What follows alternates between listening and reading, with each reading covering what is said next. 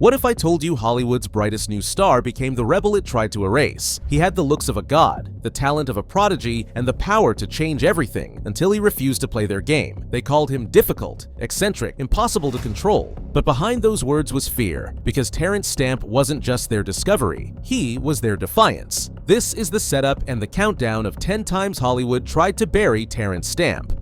The setup: when perfection became a threat. 1962. Terence Stamp explodes onto the scene in Billy Budd. Audiences are stunned. His debut performance earns him a Best Supporting Actor nomination at just 24 years old. He has it all: Greek god looks, Shakespearean training, and screen presence that made legends. But in Hollywood, golden boys come with expiration dates, especially when they refuse to play by the rules. Stamp wasn't just another handsome Brit. He was method-trained, hungry for authenticity, and deeply philosophical. His performances carried a kind of stillness, a quiet intensity that made audiences lean in. But to studio executives, that intensity looked like danger. They couldn't mold him into a safe commodity, and when someone in Hollywood can't be controlled, they're quietly taken off the chessboard. Number 1. The next Brando curse. After Billy Budd, The Collector, and Far From the Madding Crowd, the comparisons flood in. The next Marlon Brando, the new James Dean. But here's Hollywood's dirtiest secret: when they call you the next anyone, they're not crowning you, they're caging you. Legends can't be manufactured, and the industry resents what it can't control. Stamp didn't play the fame game. While others courted tabloids, he quoted poets and talked about metaphysics. While his peers mingled at Beverly Hills parties, he was reading Krishnamurti. The suits wanted a star, Stamp wanted a soul. That label, the next Brando, wasn't praise, it was a warning. And what happened when he nearly became James Bond proved it. Number 2. The Bond What If.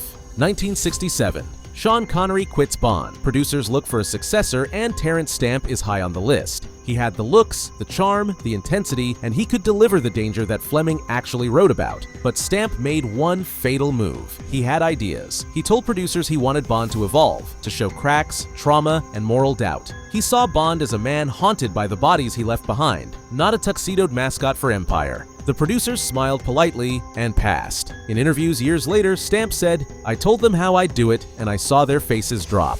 That moment sealed his fate. Losing Bond didn't just sting, it marked him. Because in Hollywood, having a vision is fine. Having a better one than the bosses, that's career suicide.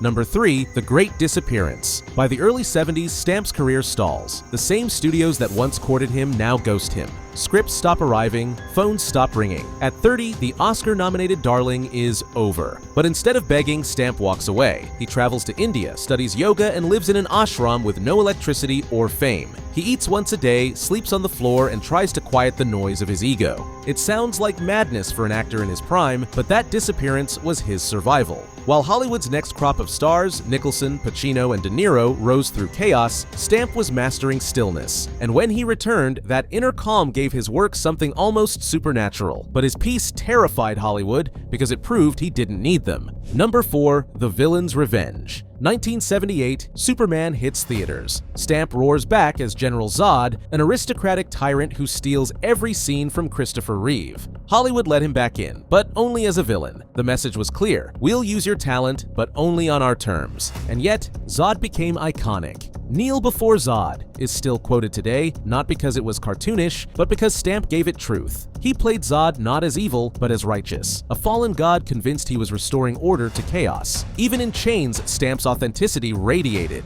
His stillness terrified more than shouting ever could. He'd found a way to use Hollywood's box against them, turning their villain into a symbol of power. Number 5. The Typecasting Prison. After Superman 2, the offers come, but they're all the same. Aristocrats, tyrants, killers. Hollywood loves to recycle talent it doesn't understand. But Stamp didn't fake it. He dove into those roles, injecting them with irony, pain, and dignity. Every sneer carried sorrow. Every glare had history. While others saw him as cold, he was playing men who'd lost their souls and knew it. He once said, "If I must play villains, I'll play them as if they believe they're heroes." That philosophy turned one-dimensional roles into tragedies. Still, the system's punishment was clear. No more leading man, no more romance. It was containment through typecasting, but Stamp was far from finished. Number 6. The media assassination. By the 1980s, the narrative shifts. Magazine profiles paint him as aloof, difficult, uncooperative. Meanwhile, other actors, men with substance abuse issues or public scandals, were branded troubled geniuses. Stamp's real sin wasn't arrogance, it was independence. He refused to fake friendships or charm journalists. He wouldn't play Hollywood politics. But something remarkable happened. The smear campaign created a myth. He became the lost genius, the actor who vanished rather than conform. That legend made him magnetic to the next generation of filmmakers, those who'd grown up idolizing rebels. Number 7. The art house renaissance. While the mainstream ignored him, the international film scene embraced him. In 1968, Pier Paolo Pasolini cast him in Teorema, a surreal Italian masterpiece where he plays a mysterious visitor who seduces an entire family, physically and spiritually, before disappearing. The film shocked audiences and cemented Stamp's cult status in Europe. Then came the hit, 1984, directed by Stephen Frears with a young Tim Roth. Stamp plays a gangster-turned-philosopher hunted by his past. Critics hailed it as one of his most nuanced performances, but his true resurrection came in 1999 with Steven Soderbergh's The Limey. As an aging ex-con avenging his daughter's death, Stamp's quiet rage became mythic.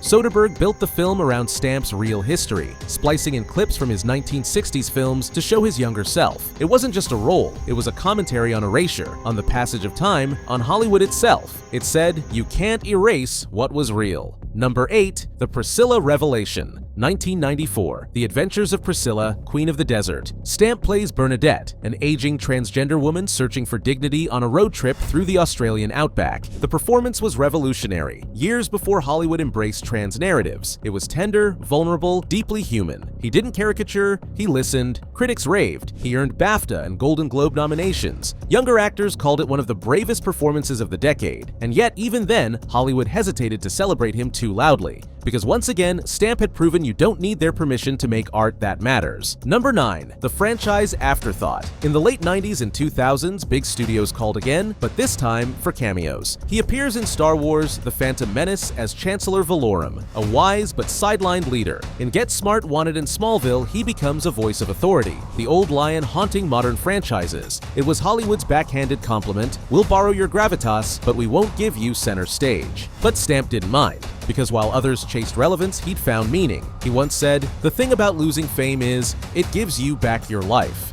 Number 10. The Immortal Victory. August 17, 2025. Terence Stamp dies at 87. Obituaries hail him as a cult legend, celebrating a 6-decade career spanning from Billy Budd to The Limey to Last Night in Soho. He outlasted every executive who tried to erase him, survived every critic who mocked him, transcended every box they shoved him in. Hollywood didn't know what to do with Terence Stamp, so they tried to control him, then to bury him, then to cage him. But authenticity can't be destroyed. While others chased trends, he followed truth. While stars burned out, he endured. Every exile made him stronger. Every typecast role became a statement. Every attempt to diminish him only highlighted what they'd lost. Stamp didn't just survive the system, he transcended it. That's why Terence Stamp's story is so powerful. He proved that sometimes disappearing is the most radical act of all. In a world obsessed with fame, he chose artistry. In a system built on compromise, he chose truth. And in an industry addicted to control, he remained impossibly, dangerously real. And that realness, that refusal to be anything but himself, created something Hollywood's machine could never produce: immortality. So tell me in the comments, who in today's Hollywood is walking the Stamp path, choosing authenticity over fame, art over commerce? And when you're done, don't miss my deep dive into Robert Redford, another Hollywood rebel who built an empire the industry couldn't control. Hit that subscribe button because the battle between authenticity and control never ends.